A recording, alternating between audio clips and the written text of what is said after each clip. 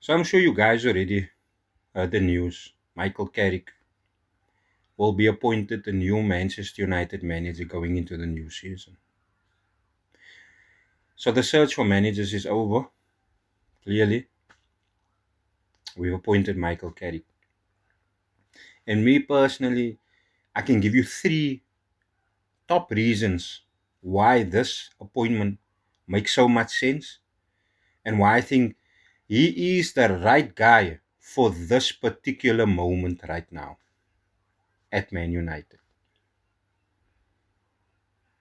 And when you sit and you think, look what Ineos is doing. You you just see, news coming from different sources. Ineos hired this person to work in recruitment, and that person is working in this department, and etc., etc.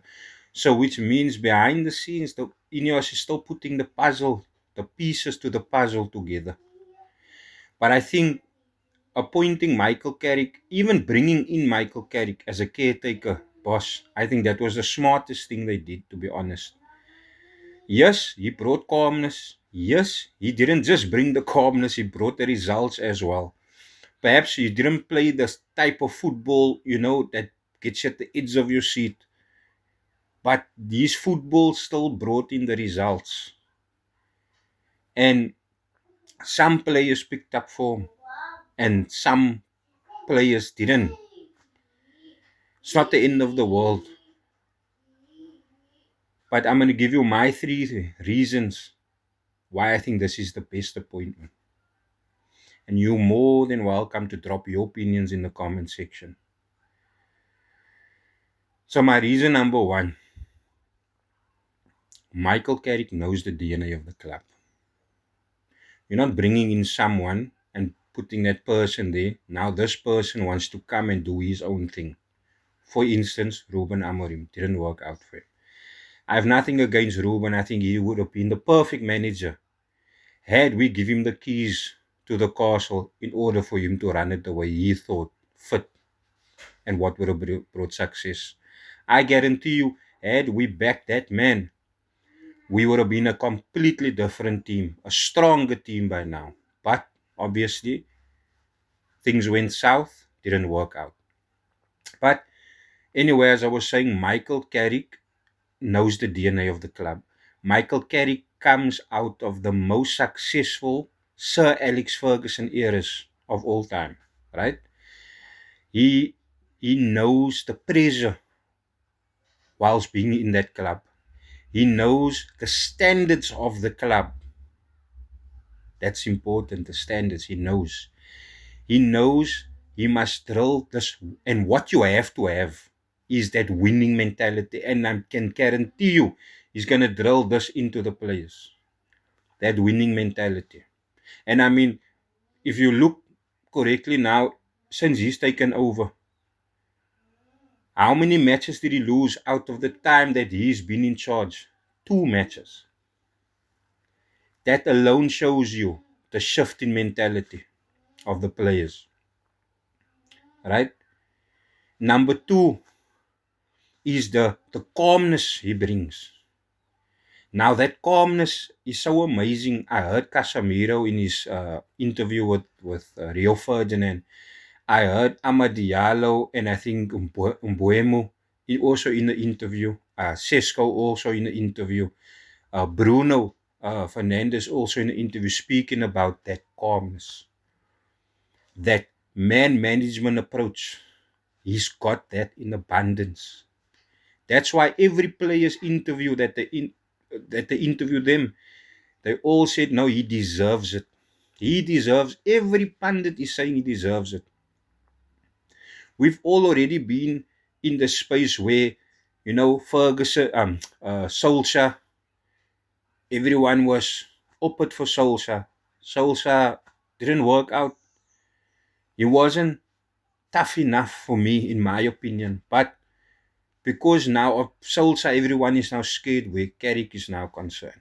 But I can guarantee you, he is the right manager for this particular time. And for the things that is currently happening at the club, he is the perfect guy just to steady the ship. And the third reason is actually, I wasn't even done with the second, the tactical approach also.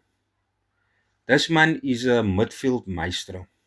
Yeah, he's now not on a Kevin De Bruyne level or Bruno Fernandes in terms of, assists for the season or whatever.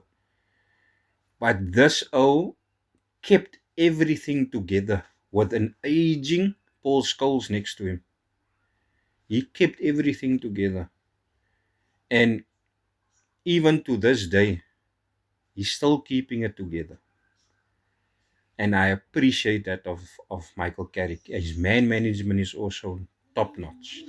And that's very important to have actually, because there's so many clubs I can think of that the managers is lacking that. And the club that comes to mind is Real Madrid, where you have egos galore. Everyone is playing for themselves. They got Xabi Alonso fired. Arbeloa, I promise you, if it had to come to that, they would have fired him also. But the players isn't playing for the club anymore. They're not even playing for each other. They're playing for themselves. And this shift in mentality is something that Michael Carrick brings. And my third reason is this, the love. He still has that traditional uh, Sir Alex Ferguson culture within him. That is something, it's something that for a fan, as a Man United fan my whole life, that is something so amazing. Um, I think it was um, just earlier in his reign, I saw him. I was watching a youth academy match on YouTube, and I saw him in the stands. I was thinking, yay, yes, this guy understands. He actually took time to go and watch a youth game, to go see JJ Gabriels, Jim Twaits, um, John Obi. Is it John Obi? Obi Martin. Don't know why I said John Obi. Oh, Chelsea, ex-Chelsea player. To watch these ladies play. And later on, that after the match, they interviewed him and they asked him about his attendance. Why did he come watch the game? And he said that, the core, the heart of Man United is the youth.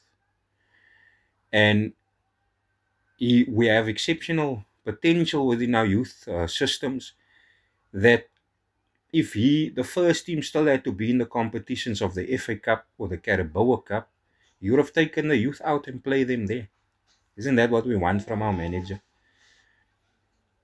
Is that what we got from, what's his name, Ruben, Eric Ten Hag, Jose Mourinho, Solskjaer, and the list goes on? We didn't see that. So I feel like, again, my opinion, you're more than welcome to drop your essays, in the comment section. But I think he is the perfect man for the position. Let me know what you think.